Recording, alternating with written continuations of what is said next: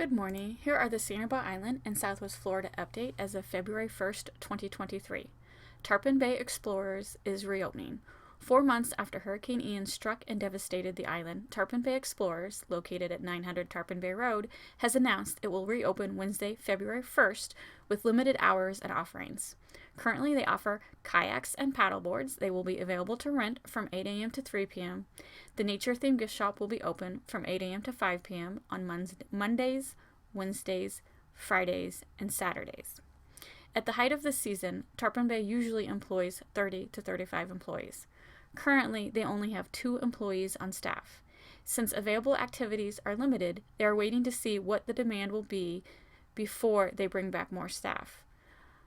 A lot of their equipment, like the trams and bicycles, were destroyed by the hurricane, so until they get replacements, options are limited.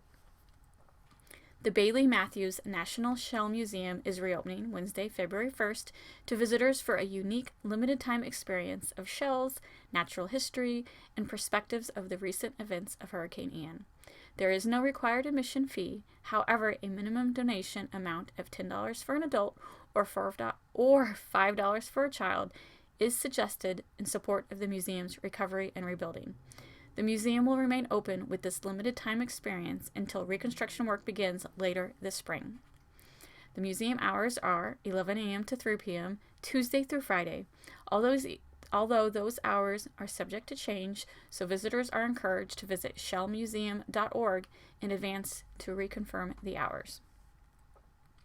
The Florida Department of Environmental Protection, also known as DEP, announces the Florida Hurricane Restoration Reimbursement Grant Program, and the application portal opens February 1st at 9 a.m. Senate Bill 4A, signed into law by Governor DeSantis on December 16, 2022, awards $50 million to the Florida Hurricane Restoration Reimbursement Grant Program, say that 5 times fast, to assist private property owners in addressing coastal beach erosion incurred as a result of preparation for or damage sustained from Hurricane Ian or Hurricane Nicole. This program provides reimbursement grants up to $150,000 per parcel with a 50-50 homeowner match requirement, meaning if you want $150,000 reimbursement, you need to spend $300,000 on fixing your beach. This grant will cover reimbursement of construction costs associated with sand placement and sand renourishment. The Florida Hurricane Restoration Reimbursement Grant Program provides an opportunity for property owners to address beach erosion on their private property, specifically storm surge. Oh my God, my computer's freezing up. Bear with me.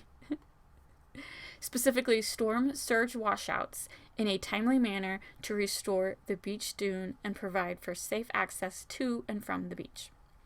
Prior to any work, projects must also be permitted by both the state DEP and the city.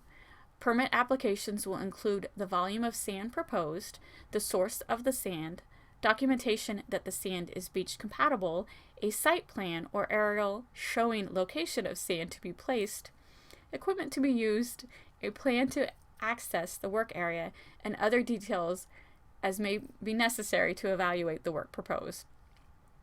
This actually sounds like a lot of work to get sand replaced for private homeowners, but I think, being able to be reimbursed by $150,000 is pretty substantial. This does not just cover Sanibel.